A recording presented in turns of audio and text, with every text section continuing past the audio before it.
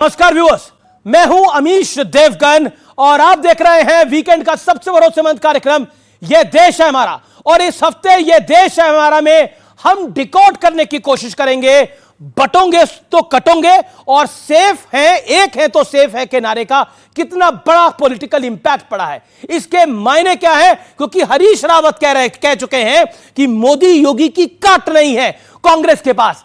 इसके अलावा कांग्रेस को कुछ उनके सहयोगी दल बोझ मान रहे हैं। तो यह देश है हमारा में आज उस विषय पर हम एक बड़ी चर्चा करेंगे। स्वागत है आपका इस कार्यक्रम में।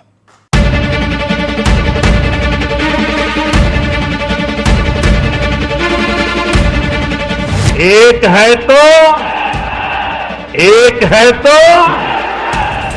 बटे थे, अब एक रहेंगे तो सेफ रहेंगे। क्या विपक्ष इस नारे के आगे चारों खाने चित हो गया है? क्योंकि बीजेपी के धुर विरोधी भी अब इनकी ताकत का लोहा मान रहे हैं। अपनी सोच को के साथ हम खुद खड़े हैं या नहीं हैं, ये कांग्रेस को सोचना पड़ेगा ना। आपको उनके नैरेटिव के खिलाफ अपना नैरेटिव खड़ा करना पड़ेगा कि मैं शायद उत्तराखंड वालों को तो समझा पा रहा हूँ मगर अपनी पार्टी के लोगों को नहीं समझा पा रहा हूँ। और मुद्दा सिर्फ विपक्षी नेताओं का नहीं, हरियाणा से लेके महाराष्ट्र तक जनता ने भी ये बता दिया है कि पब्लिक भी इस नारे के साथ है। लेकिन शायद हार पर हार के बावजूद कांग्रेस जनता का मूड नहीं समझ पा रही है। तभी राहुल गांधी जाति वाली जनगणना पर अड़े हुए हैं। तेलंगाना में हमने किया, कर्नाटक में किया और जहां भी हमारी सरकार आएगी हम दलित, आदिवासी, पिछड़े वर्ग, गरीब, जनरल कास्ट, माइनॉरिटीज का डेटा निकालेंगे। जाति जनगणना को हम इसी लोकसभा में पास करके दिखाएंगे। लेकिन मुद्दा सिर्फ नेताओं का नहीं है, संत समाज भी लगातार एकजुटता की मुहिम चला रहा है, जिसमें दिग्गज नेता से लेकर बड़े बड़े अभिनेता तक शामिल हो रहे हैं।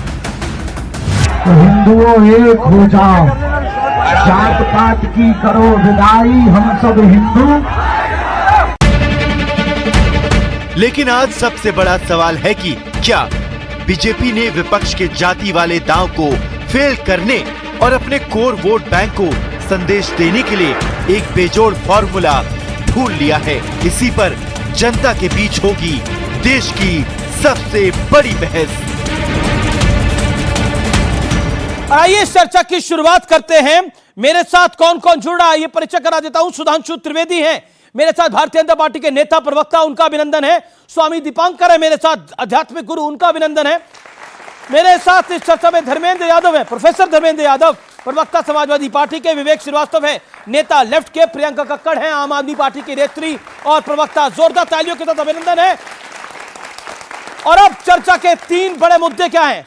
एक है तो सेफ है क्या नारा वाकई एक बहुत बड़ा पॉलिटिकली हिट है? नारा क्या ये हिट है? कांग्रेस पूरे विपक्ष के लिए क्या कमजोर कड़ी बन गई है, जैसा अखिलेश यादव ने कहा, जैसा उद्धव ठाकरे की पार्टी कह रही है? और बीजेपी देश भर में क्या ध्रुवीकरण का एजेंडा चला रही है? क्योंकि चाहे बागेश्वर धाम बाबा हो, चाहे देवकीनंदन ठाकुर हो और चाहे स्वामी दीपांकर हो, इन तीनों की यात्रा क्या संदेशा दे रही है, यह बड़ी बात है। आप तमाम लोगों का अभिनंदन है। सुधांशु त्रिवेदी, एक है तो सेफ है, पॉलिटिकली तो नारा हिट हो गया, लेकिन आरोप आप पे यह लग रहा है कि इन तमाम बाबाओं के जरिए कहीं ना कहीं देश का नैरेटिव बदलने का प्रयास है। देखिए, एक हैं तो सेफ हैं, ये कोई पॉलिटिकल नारा नहीं है, ये तो कॉन्स्टिट्यूशनल डायरेक्शन है। हम सब जब शपथ लेते हैं, आप लोगों ने भी लोगों को शपथ लेते देखा होगा, तो क्या कहा जाता है? मैं देश की एकता और अखंडता को अक्षुण्ण रखूंगा। तो एकता और अखंडता बना के रखना तो हर नागरिक का संवैधानिक दायित्व है। और जब हम एक थे तो अखंड थे, जब बटे थे तो खंड खंड हुए थे।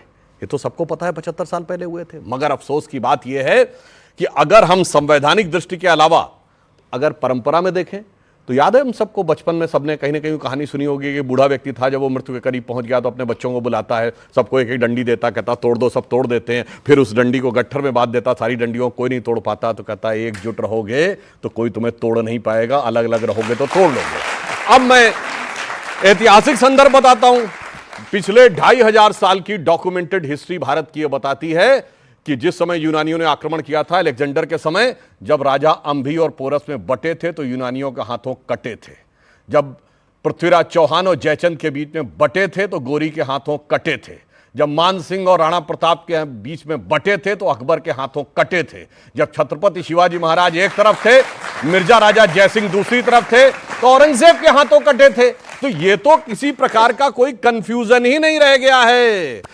पुराने जमाने में रियासतों के राजा होते थे जो सोचते थे अपनी रियासत की सियासत के लिए अगर हमें देश विरोधी शक्तियों से हाथ मिलाना है बचे रहें। आज जातियों के राजा हैं जो सोचते हैं कि अपनी अपनी सियासत बचाए रखने के लिए रहें। मगर अब जो मोदी जी ने संदेश दिया है और जो भारतीय जनता पार्टी और योगी जी ने भी बोला है, तो अब देश का जनमानस बदल गया है। उसके लिए मैं एक पंक्ति कहना चाहूंगा, जाति प्रांत और वर्ग भेद का भ्रम ये दूर भगाता है, सबके मन का एक भाव है, सबकी भारत माता है, अनेकता में एक के मंत्र को जन जन फिर अपनाता है और धीरे धीरे देश हमारा आगे बढ़ता जाता है।